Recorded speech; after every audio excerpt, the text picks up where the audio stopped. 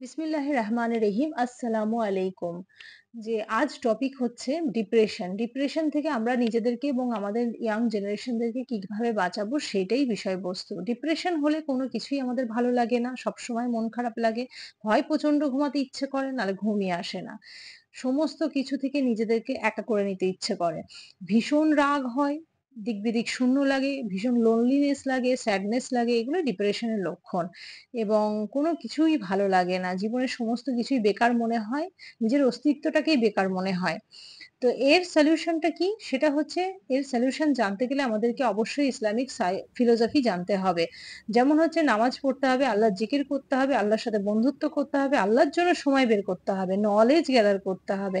Knowledge will save you from all this problems. কিন্তু এই সমস্ত তখনই আমরা করতে পারবো যখন আমাদের আল্লাহর সাহায্য আমাদের কাছে আসবে, এবং সেটা কিভাবে আসবে? অবশ্যই দোয়ার মাধ্যমে আসবে।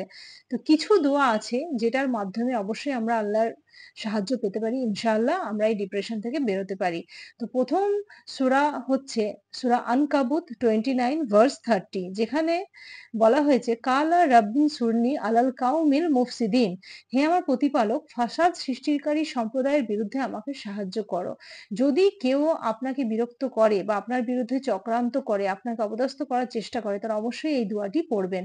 2nd এবং 3rd দোয়াটি হচ্ছে সূরা সাদ 38 ভার্স 41 এবং সূরা আম্বিয়া 21 ভার্স 83। এই দুটি দোয়া হচ্ছে আইয়ুব আলাইহিস সালামের দোয়া।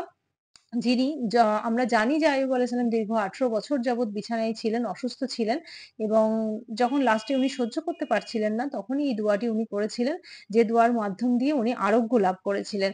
যে দোয়ায় উনি বলেছিলেন যে, "শয়তান আমাকে ছুঁয়ে নিয়েছে ইয়া রব, এই যন্ত্রণা এবং দুঃখ এই দিয়ে শয়তান আমাকে ঘিরে নিয়েছে।" তারপরে উনি আরোগ্য লাভ করেন।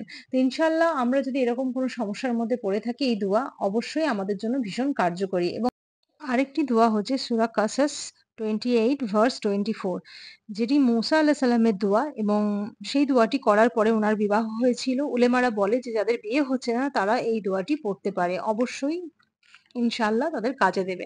তো এই দোয়াগুলোর মাধ্যম দিয়ে আমরা ডিপ্রেশন থেকে বেরোতে পারবো, এবং ডিপ্রেশন থেকে বেরোলে তবেই আমরা আল্লাহর ইবাদত করতে পারবো, এবং তবেই আমরা আল্টিমেট গোল যে জান্নাত, সেটা পাওয়ার দিকে আরো এক পা এগিয়ে যাব। কারণ ডিপ্রেশন হচ্ছে শয়তানের তরফ থেকে দেওয়া একটা ধোঁকা, যার মাধ্যম দিয়ে শয়তান চায় আল্লাহর কাছ থেকে আমরা দূরে চলে যাই। তো অবশ্যই যেন আমরা এই কাজটা না করি এবং এই সিচুয়েশন